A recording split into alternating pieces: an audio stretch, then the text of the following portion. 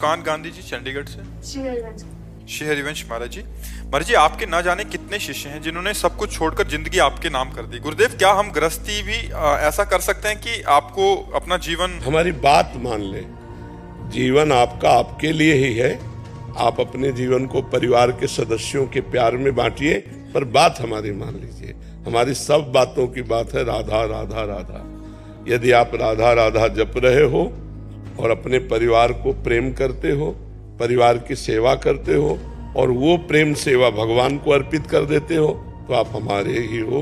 जो गति इनकी होगी वही गति आपकी होगी।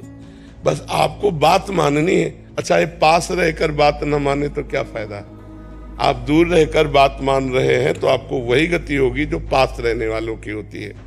क्योंकि आप संपूर्ण संसार का तो त्याग नहीं कर सके, लेकिन संपूर्ण संसार के कर्तव्य के फल का त्याग कर रहे कि हे भगवान, ये 2 घंटा माता पिता की सेवा की समर्पित, 8 घंटे सरकारी नौकरी की आपको समर्पित, और राधा राधा जप रहे हो, वही गति होगी जो इनकी गति होगी। रणवीर सिंह जी, महाराज जी राधे राधे। महाराज जी 10-12 वर्ष तक मनमुखी होकर बहुत पापाचरण किए, परंतु हमेशा ग्लानिवश दुखी होकर उसी जाल में अधिक फंसता रहा। अभी आपका सत्संग सुन के 5-6 महीने से नाम जप शुरू किया है। महाराज जी नीच फिर से गिर जाता है, परंतु उठना चाहता है। कोई ऐसी फूंक मार दो कि नाम की रटन लग जाए।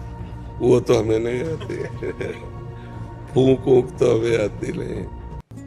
जंतुर भी नहीं बनाते हैं, कोई राख वाख भी नहीं देते। बात मान लो तो बात है, बस बात की बात है। देखो, कभी कभी रफ्तार से चलती हुई गाड़ी को ब्रेक मारो ना तो काफी दूर ब्रेक लगने पर भी चली जाती है। जैसे हमारी रफ्तार से गाड़ी गलत आचरणों में चलती रही तो अचानक हम ब्रेक मारे सत्संग सुन के, तो कुछ दिन हमको दिखाई देगा कि गलत हमसे हो रहा है, लेकिन ब्रेक लग चुकी है और वो कुछ दिन में धीरे धीरे आपको अनुभव में आ जाएगी यदि नाम जप कर रहे हो। मेरी नाव फंस गई है। कहाँ फंस गए? पानी में नहीं फंसती नाव। ये नाव फंसती है स्त्री में, रुपया में, नशे में, गलत आचरणों में। यहाँ पानी में नाव पानी वाले को तो धक्का लगा के निकाला जा सकता है, लेकिन ऐसे दलदल में नाव फंसती है जिससे निकालना कठिन। कोई नशा, कोई स्त्री, कोई गंदे आचरण, गंदा व्यवहार, इन्हीं में अपनी नाव फंसी हुई है। नाम पार करवा देगा ना बस। अरे पार नहीं करा देगा, सुखा देगा।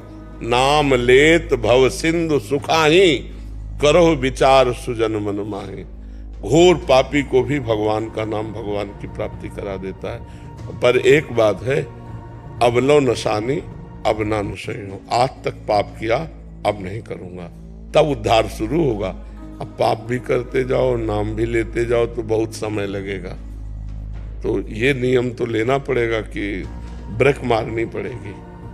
थोड़ा ब्रेक मारने पर भी गाड़ी सकिलती नजर आएगी गलत की तरफ, लेकिन वो रुक चुकी है। वो थोड़े 4 कदम बाद पता चल जाएगा कि गाड़ी की ब्रेक लग चुकी है। भगवान संभाल लेंगे।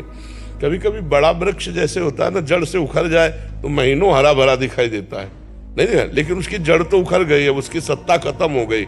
ऐसे में जब भगवान की शरण में होते हैं, भगवान का नाम लेते हैं, तो हमको वैसे ही काम क्रोध हरे भरे दिखाई देते हैं कि यार जैसे पहले थे वैसे अब है।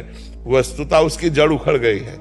ये बहुत पुराना वृक्ष है काम क्रोध आदि, तो ये काफी दिनों तक दिखाई देंगे, बकाया उनकी जड़ उखड़ चुकी है, क्योंकि हम भगवान की शरण में भगवान का नाम जप करते हैं। क्या मतलब पुनर्जन्म से वो पुनर्जन्म जो होता है आत्मा का वास्तव में है, या मतलब हम जो भजन करेंगे तो?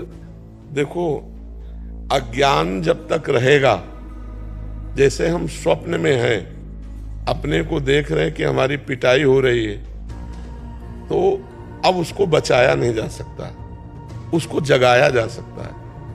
केवल जग करके ही वो उस स्वप्न के दुख से निवृत्त हो सकता है। वस्तुतः जन्म मरण नहीं है।